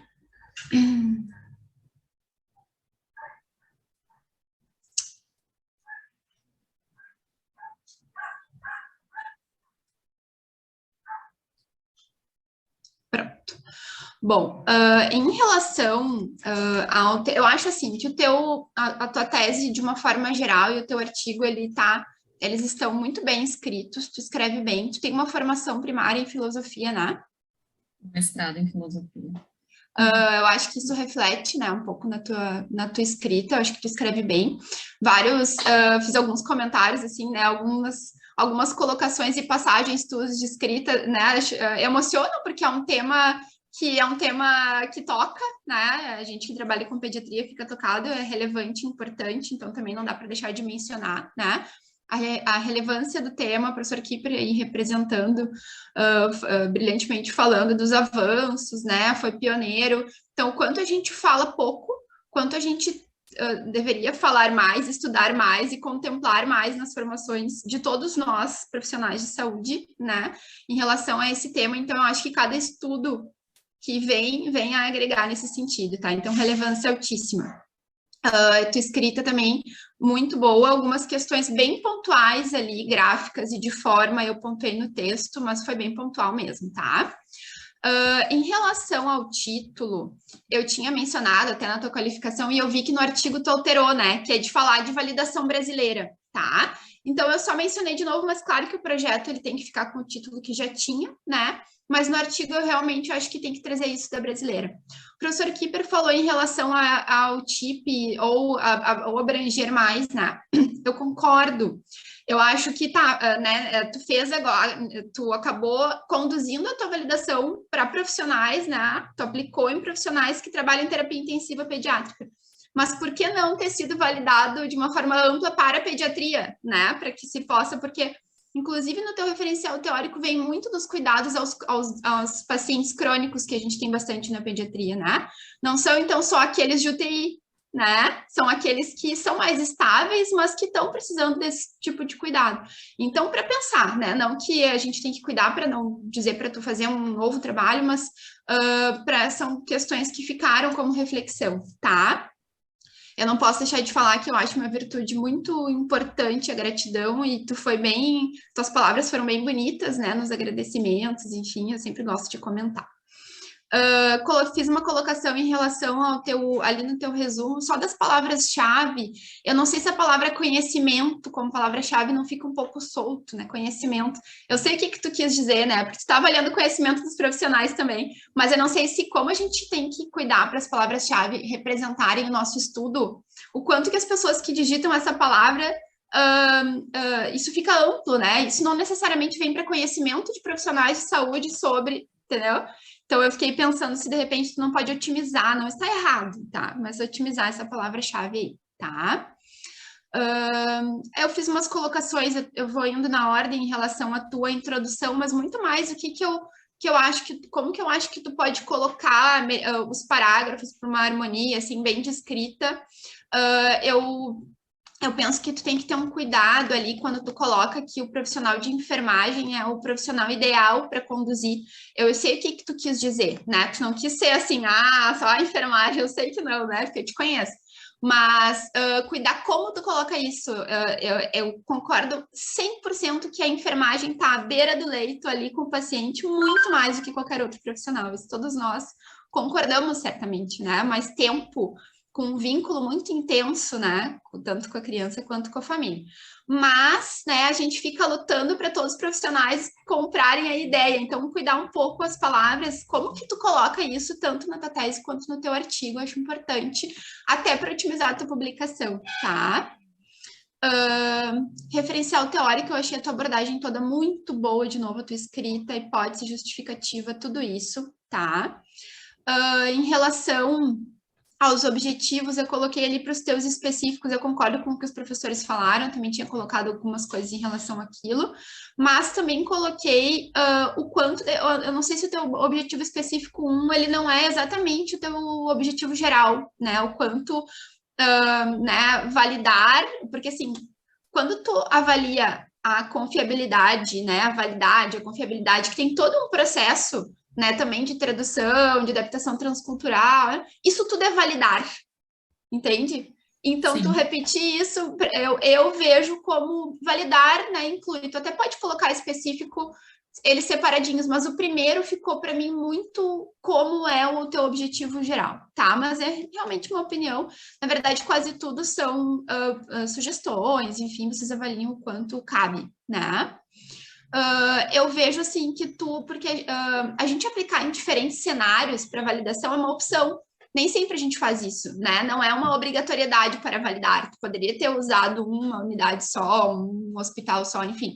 E tu utilizou vários locais. Isso caracteriza, né, ser multicêntrico. E isso não aparece no teu método, só aparece assim, que é um estudo de validação, e depois tu coloca que foi coletado em diversos locais, mas assim, eu acho que a palavra multicêntrico precisa aparecer. Vamos lá. Eu penso que ali, na parte da tese, uma das questões principais, porque a gente sempre se foca muito no método, né, para ele ficar bem compreensível, tá? É tu adequar um pouco a forma que tu coloca as tuas variáveis. Não vai mudar nada quais são as variáveis, tu não tem que alterar nada em relação a isso. Mas eu acho que a forma como tu colocou como variável principal e secundária, eu não sei se elas são principais e secundárias, eu acho que não é essa a classificação. Elas só são diferentes variáveis. Acho que dentro de variáveis a gente tem tipos, né, de variáveis que são imensos, né, infinitos. Ou às vezes a gente divide em variáveis preditoras e de desfecho, também tem esse olhar, né? Mas eu não acho que para o teu trabalho precise ter esse olhar separador de variáveis. Eu penso que quando eu olho um método de uma tese, eu quero ver bem descrito o que a pessoa olhou e como ela olhou, né? Então, eu tenho aqui as variáveis sociodemográficas. Quais são as que tu coletou, né, exatamente, e de repente até como que tu estratificou alguma delas. Eu coletei renda, exemplo, tá? Não tô aqui chutando, só dando um exemplo. Coletei renda dos participantes, e aí eu estratifiquei a renda em até 2 salários mínimos, 3 a 5 salários mínimos, sei lá, né? Então, assim, o mais importante é tu dizer que variáveis que tu utilizou, que tu coletou, como que tu fez isso, como que tu conduziu e possivelmente como que tu estratificou para que a gente possa entender depois como que tu avaliou. E eu acho que isso tu pode organizar melhor. Eu dei algumas sugestões aqui por escrito para ti, tá? Inclusive, assim, a parte de, por exemplo, tu tem ali, tu fala das variáveis principais e secundárias, depois tu fala coleta de dados. E depois tu fala da tradução e adaptação. Mas tu coleta dados, né, depois de traduzir e adaptar, certo? As pessoas, elas só preenchem depois que isso está traduzido.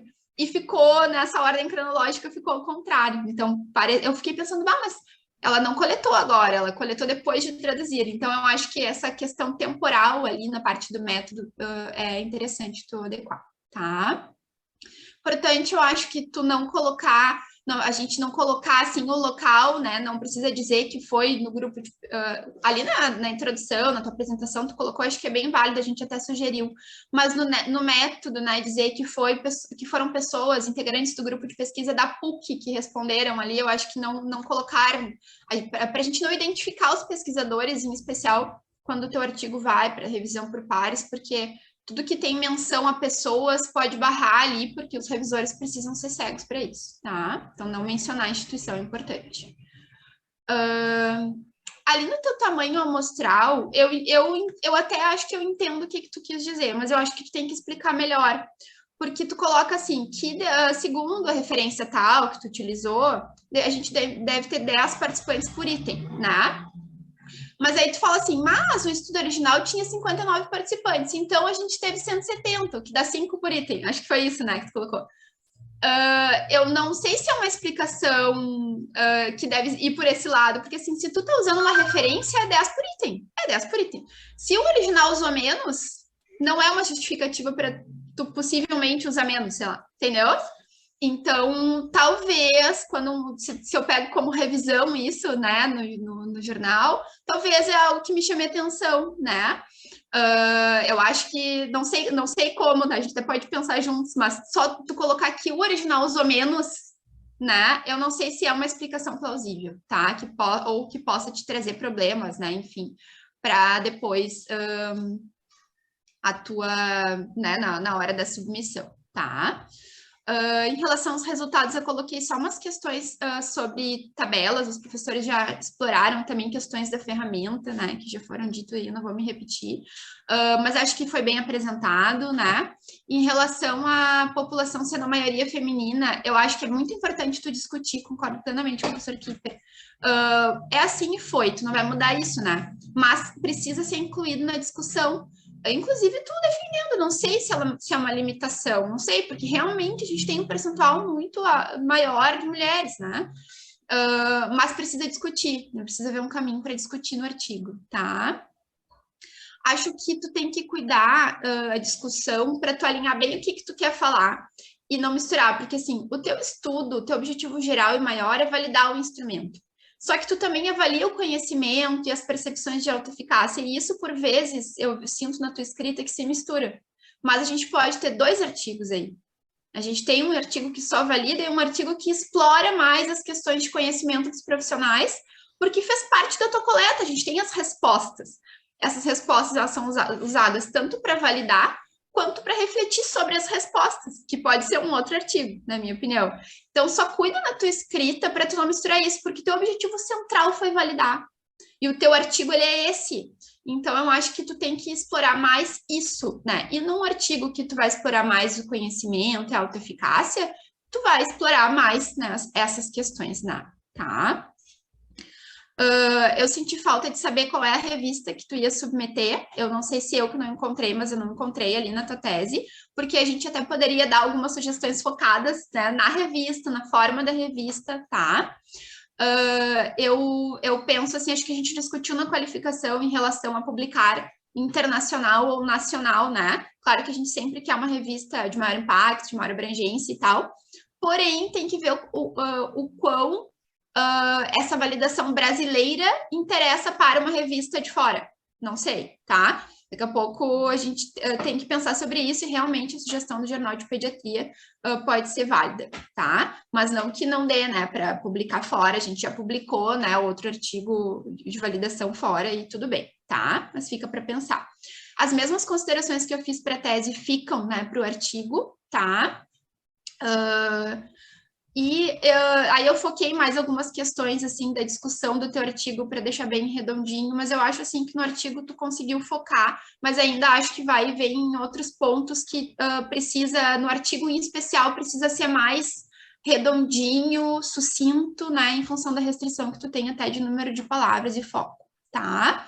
A tua conclusão, Marilyn, precisa ir mais direto ao ponto, a do artigo em especial. A da tese são considerações finais, a gente pode refletir mais. Mas a do artigo precisa responder ao teu objetivo, né? Então, tu tem que focar na validação, na minha opinião, tá? Para também, assim, pensando em otimizar a tua publicação. Eu não tenho perguntas, talvez a única pergunta que eu tenha, que eu gosto de fazer também é como que foi para ti, né, como profissional de enfermagem que se preocupa com esse ponto, né, dos cuidados paliativos, desenvolver esse trabalho, como que tu te sente tendo desenvolvido e hoje, né, na tua banca, mas no mais eu fico bem satisfeita, foram considerações mesmo, sugestões, né, para contribuir. Mais uma vez, parabéns para ti, professor Selenini. Obrigada, Carol. Como eu havia comentado, realmente, feliz de te ter aqui, porque o primeiro contato com o PPG foi com você, né? E depois seguimos eu, Gabi, Fran, na pesquisa, na condução, enfim. E uma das coisas que me chamou a atenção ao realizar a pesquisa, ao ir nas UTIs, entregar o questionário e depois pegar o questionário já respondido, nosso instrumento, foi justamente o quanto ele fez as pessoas pensarem, o quanto ele fez as pessoas refletirem, que só o fato da pessoa decidir participar, sim, eu vou participar, eu vou responder, ela se dispor, ela parar no seu plantão alguns minutos para poder responder, e ela refletir sobre isso, eu acho que a gente já tem um ganho importante, porque a reflexão faz o profissional se questionar e, por vezes, esse questionamento faz o profissional buscar o conhecimento. Não apenas o hospital, como uma fonte para fornecer o conhecimento para esses profissionais, mas que eles também, por si só, procurem o acesso a essas informações, essa formação específica. Em alguns, um dos primeiros uma das primeiras coletas que eu fiz, realmente tinha uma profissional apaixonada por cuidados paliativos, uma técnica de enfermagem. E o livro, tu conhece a fulana, tu já leu o livro do ciclano e o evento que vai ter, enfim. Aí você percebe o quanto os cuidados paliativos, eles cativam quando a pessoa se propõe a estudar. E hoje, como é que eu diz? É mais um degrauzinho na minha caminhada do cuidado para a morte. Porque na graduação eu já falava sobre isso, o meu mestrado, por mais que tenha sido em filosofia, eu falei sobre eutanásia, sobre a terminalidade da vida, e eu entendo como fundamental a formação do profissional, independente de qual seja o profissional, em relação aos cuidados paliativos, em relação aos cuidados na terminalidade da vida. Porque algumas vezes eu ouvi que a morte ela precisa ser vencida. É a única certeza que nós temos. A morte, ela inevitavelmente faz parte da vida de todo ser vivo, não é só o ser humano ou um animal, de qualquer ser vivo que está na face da Terra, nós sabemos que vai morrer. E por que não tornar esse evento, essa situação menos estressante, né? Por que não tornar um momento que não gere traumas, mas que sim, para os pacientes, para os familiares e para os profissionais, que gere lembranças bonitas, que possa dizer assim, eu fiz a diferença na vida e no finzinho da vida daquele paciente. Ainda mais sendo uma criança que cotidianamente a gente não pensa que vai morrer. A gente não fala que uma criança vai morrer. Então, realmente, nós precisamos discutir. Quando eu tenho oportunidade, eu discuto isso com os meus alunos. Eu tenho vários alunos aqui assistindo a banca. Eu sempre, quando tenho essa oportunidade, eu discuto essas questões nos mais variados aspectos, né? Converso com os colegas e eu entendo ser fundamental a formação para qualquer profissional que vai atuar na área da saúde, não necessariamente exclusivamente dentro de uma UTI pediátrica, de uma UTI adulto, um setor de emergência, mas em qualquer área da saúde nós precisamos abordar cuidados paliativos, incluindo numa unidade básica no domicílio de um paciente, né? Porque realmente faz parte da nossa vida e do nosso processo de cuidado. Então, eu realmente fico muito feliz com o resultado, com o que a gente alcançou com a pesquisa. Temos algumas coisas a melhorar, sim, alguns pontos a ver, sim, mas eu acho que hoje realmente, como eu disse na conclusão, né, a gente pode dizer que tem um instrumento que permite avaliar esse conhecimento dos profissionais e que fomenta as instituições a trabalhar a educação permanente das suas equipes. Né? E o porquê que a gente não fez no todo o contexto da UTI da pediatria, né, porque acabei entrando na linha de pesquisa de bioética em UTI pediátrica, então a gente se manteve restrita à UTI pediátrica, mas sim, né, um instrumento no contexto da pediatria, eu entendo que ele possa ser aplicado, né, na UTI, na unidade oncológica, enfim, ele, dentro do contexto da pediatria, ele permite essa aplicabilidade. Né? Mas estou muito feliz com esse momento, com essa finalização. Muito obrigada. Obrigada.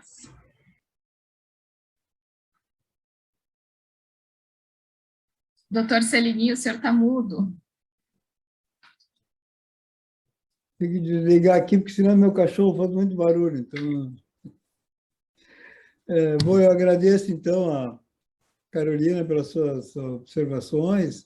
E a Mary, você está satisfeita, Carol, com as respostas da Mary? Eu estou super satisfeita. A minha câmera fechou aqui sem eu mandar, não sei o que aconteceu. E não está abrindo. É o tempo, é o tempo. É o tempo, Não, olha, porque não sei o que aconteceu. Mas eu estou satisfeita, viu? O meu aconteceu isso também. Aconteceu Mary também. apontou agora no final, eles estão apontando como apaixonante esse assunto, né? E já bebeu essa cachaça, não consegue largar isso, né? O Kiko Leão, que é uma pessoa dedicada a esse assunto, pioneiro nisso, né? Sabe muito bem. Mas nós vamos, então, agora para outra fase da nossa... Me deram aqui todo um roteiro, o que eu tenho que fazer na reunião. Então, agora, no próximo passo, eu tenho que passar por uma sala, os membros da banca, para chegar ao seu veredito. Velho? Então, eu vou passar para uma sala separada aqui, vamos ver. Abrir, adicionar sala. Isso. Então, vou botar na sala, então, aqui. A Mary não pode, né? Não. Não tô acostumada a ficar do lado de cá, gente. Eu tô sempre do outro lado da banca. Estou passando para a sala 2. Aí o Keeper.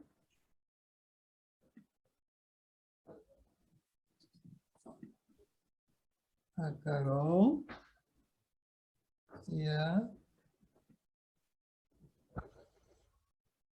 Fátima.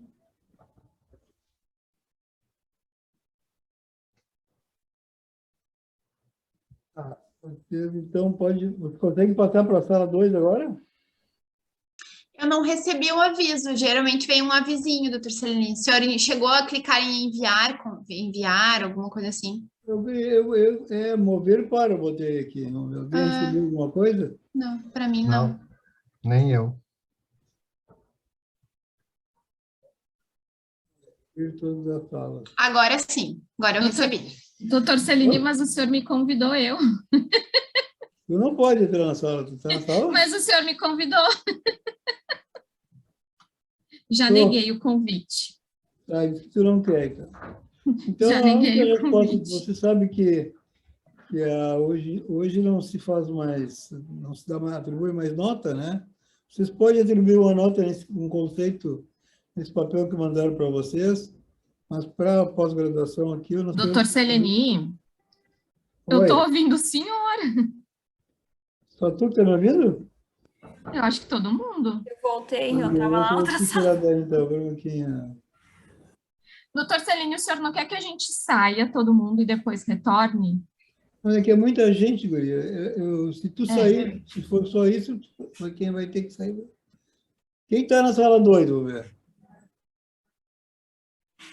Tu está na sala 2? Eu acho que o convite foi para todo mundo. Não foi, não. Deixa eu perguntar para a Carol. Acho que o senhor tem que ir para uma das salas, professor. Ou o senhor não vai? Ingressar na sala 2, sim. Deixa eu perguntar para a Carol onde elas estão.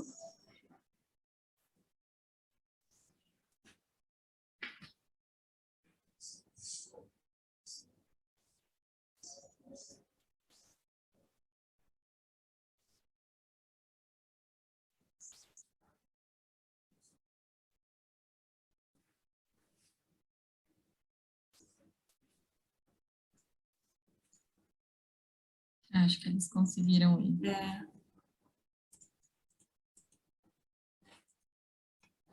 A família tá rindo lá na sala, gente, que eu só ouço as risadas aqui. Parabéns, Ferlin. Sucesso, adorei assistir. Essa é minha garota, minha pupila linda. E trabalhando em epidemiologia. Viu que tu achava que eu não gostava da disciplina. Muito orgulhosa. Sucesso aí na tua trajetória, que é linda, viu? Com os pequenos. Começou a chorar. Merece, né? Hoje é um dia de muita conquista, de muita dedicação, né? E que é muito merecido esse título. Parabéns. Obrigada. Eu já disse, né? Os meus professores da graduação têm muita participação nesse momento, né? Então, a prof que passou o filme Cobaias, que até hoje eu falo na aula para os meus alunos. A prof Fátima, a prof Miliane, a prof Cris, que estava aqui até há pouco. O professor Márcio também, o professor Júlio, né? Ver vocês dando aula sempre foi o meu exemplo. E saber que eu tinha condições de poder chegar e de poder ser como vocês. Aquela menina que saiu de uma faculdade que ninguém sabia que existia. E que daqui um pouco tem mais uma doutora vindo por aí. Então, é surreal o que eu estou sentindo. Não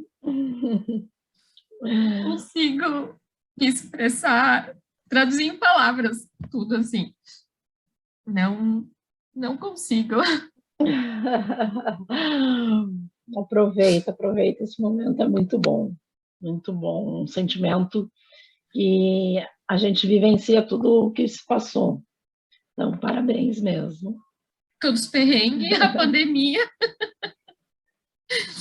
Tá uma pandemia no meio de um doutorado.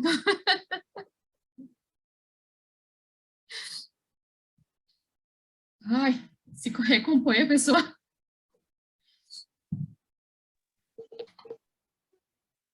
Vou falar também, né? Minha amiga desde o início, né? Até eu vou chorar. Parabéns, amiga. Você merece muito. Tô chorando também. Sabe que tu é meu espelho também, sempre me incentivou também. E hoje poder te acompanhar com um olho no trabalho, aqui outro olho, outro ouvido ouvindo ali, tudo certinho, assim, mas foi perfeito. Todos os méritos, sabe que tu merece o mundo, né? Então, assim, ó, te amo muito, parabéns. E voa mais alto ainda, né, do que tu já voa, né? já voa muito, assim, então, assim, é só agradecer por tudo, por ser minha amiga, por fazer parte da minha vida, e agradecer que eu também posso ficar contigo, te acompanhar também, que a gente se acompanha já é 23, esses dias fui olhar de novo, 23 anos, né? Essas coisas. Então, assim, é além. Parabéns, parabéns. Obrigada. Eu tô chorando aqui também, né? Me preparei para não chorar, mas...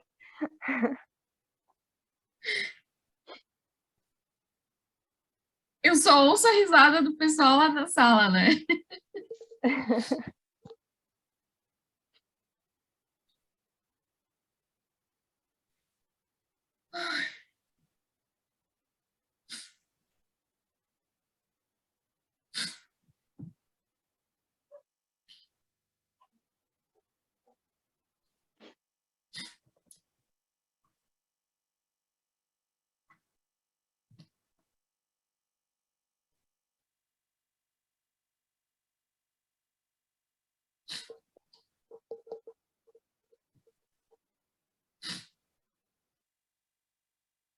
Vou fechar a câmera aqui, mas eu tô ouvindo, quero saber o final.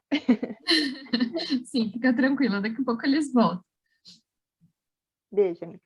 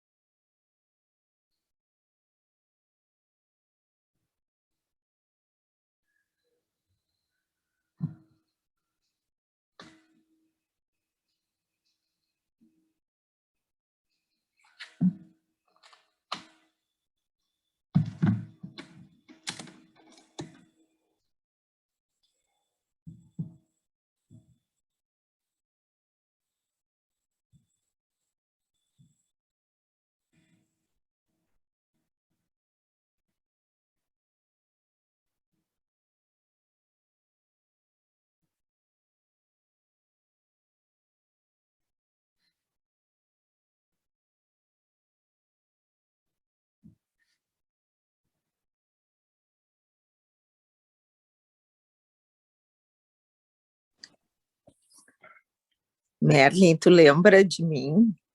Oi, A Lúcia, querida. Como é que tu estás? Olha só, quando eu ouvi o sotaque, eu disse, eu acho que é. Assim, ó, tô muito feliz, tá? Eu vou te avisar, porque daqui uns dias vai ser a minha. Sim! Me avisa. Sim, com a função da pandemia, o meu era no ambulatório. Então, com a função da pandemia, eu tive que ir para o hospital, porque, né, ficou tudo conturbado. E aí, então, atrasou um pouquinho, né? Mas aí agora eu pretendo no final, eu estou de babá hoje da minha cachorrinha que se operou. Eu pretendo tá ali. defender, eu Brita aqui do lado. pretendo já qualificar agora para defender já. Então já está no finalzinho, assim. Mas é Coisa muito boa. bom, é muito bom, sabe? Eu te ouvi falando, assim, que parece que nunca vai chegar esse dia, né? E aí, quando chega, é uma satisfação pessoal, um orgulho, porque, assim, isso depende 100% da gente, né? É quase uma formatura de novo, é quase tudo que a gente viveu e passou e trabalhou, né? Então, assim, ó, Exatamente. só sucesso, tá? Obrigada, querida, obrigada. Saudade também. Sabes que agora eu moro em Porto, né? Daí quando tu vieres para cá, por gentileza, avise, né? Tá Sim, bem. meu bem. Eu agora sou uma Aviso. moça da capital. Ai, aviso, Não sim, sou mais uma moça do sim. interior. Sim, só para te atualizar, a minha filha mais velha já é arquiteta, foi para Portugal, foi para Espanha, já voltou. E eu lembro que ela estava indo para Portugal quando a última vez que a gente se viu. Isso, tá, já foi, ficou um tempo lá e teve que voltar antes, né, por causa da pandemia. Defendeu o TCC, tirou 10, com honras, foi premiada pelo Instituto Brasileiro de Arquitetura, a gente ficou mega orgulhoso. Nossa. E a menor, o ano que vem já é médica. Que loucura. Jura? Onde é que eu tava? Que aconteceu tudo isso? Que loucura, né?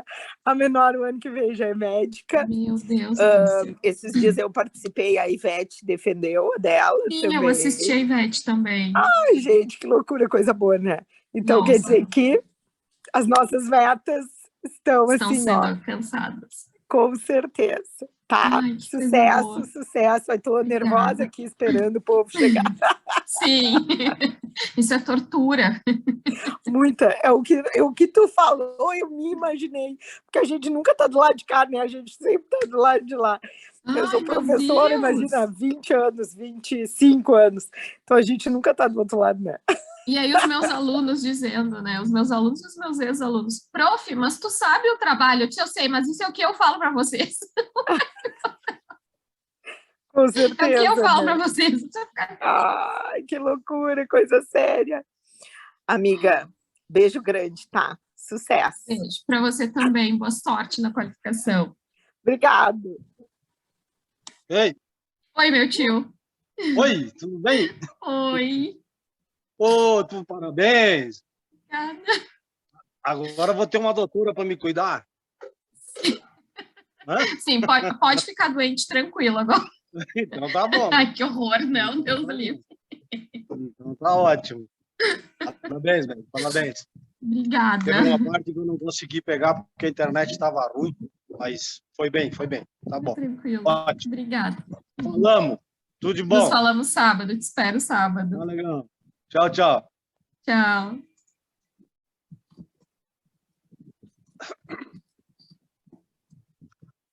Como é que sai daqui? Para desligar não é fácil, né? Tem um botãozinho vermelho em algum lugar que diz sair da sala. Essas coisas modernas aqui é coisa difícil de se entender que nem os outros. Mas eu acho. Mas vamos lá, na hora dessa eu acho que onde é que eu vou. Ai, estão voltando. Ai, meu Deus. Voltaram, então. Então. Eles voltaram também ou então ficaram lá? Acho que só a Carol. Só a Carol. O Kiber voltou? Professora Fátima. Voltei. Tá tudo outra equipe. Nossa, não voltou ainda. Sim, ele ficou perdido que nem eu, não conseguia retornar. Será que ele já achou? Não, acho que eu disse para ele que talvez tivesse que sair e entrar novamente. Dele Keeper, mover para. Eu vou botar ele de volta para onde? Ah, isso, o senhor consegue trazer. Isso mesmo.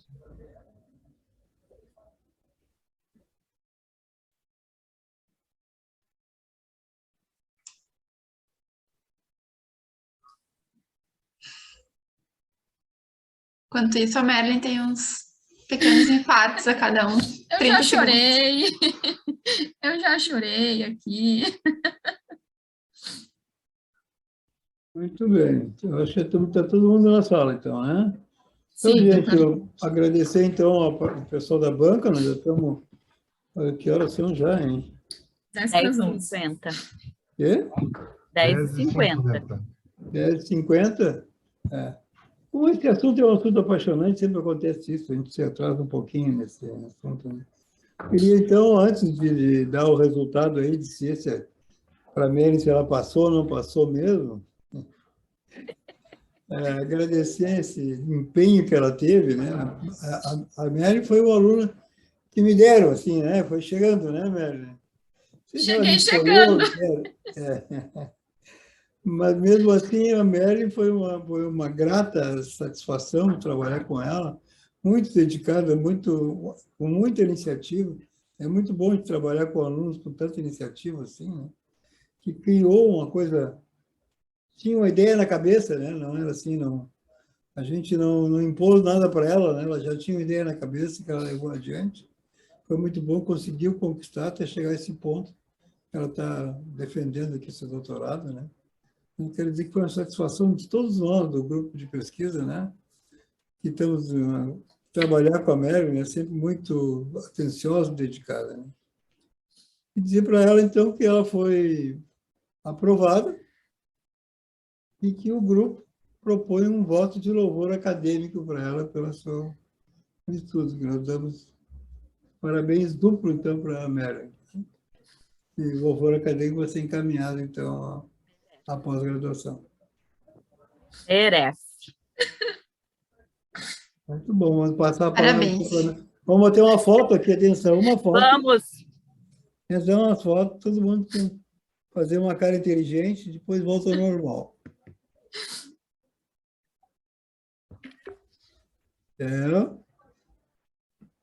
Tá, Mary, fala agora. Ai, deixa eu tentar falar.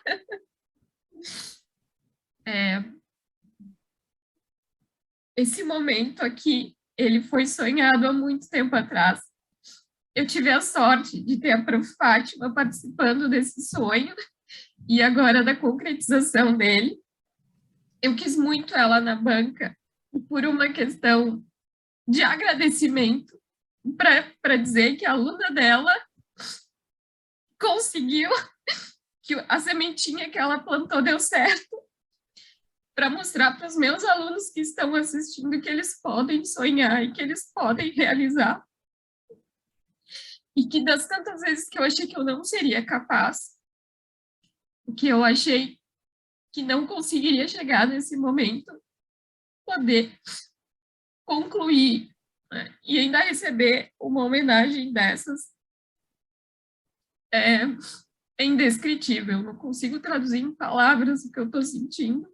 Somente agradecer ao senhor, doutor Celeni, e a Carol, como eu disse, né, que aceitaram a enfermeira vinda do interior, que tinha uma ideia de falar de morte de criança. Fui taxada algumas vezes como enfermeira monstro, né, mas é justamente para a gente poder cuidar dessas crianças, para a gente poder formar profissionais que realmente vão cuidar dessas crianças. Agradecer ao grupo como um todo, a Gabi, nesses últimos tempos, a Fran, que participou muito ativamente também, a Gabi, nesses últimos tempos. Sem o grupo, nada disso seria possível. Ao próprio PPG, a PUC, a nossa secretária, Carla, que sempre nos aguenta. Lá na sala, a torcida organizada que está lá na sala.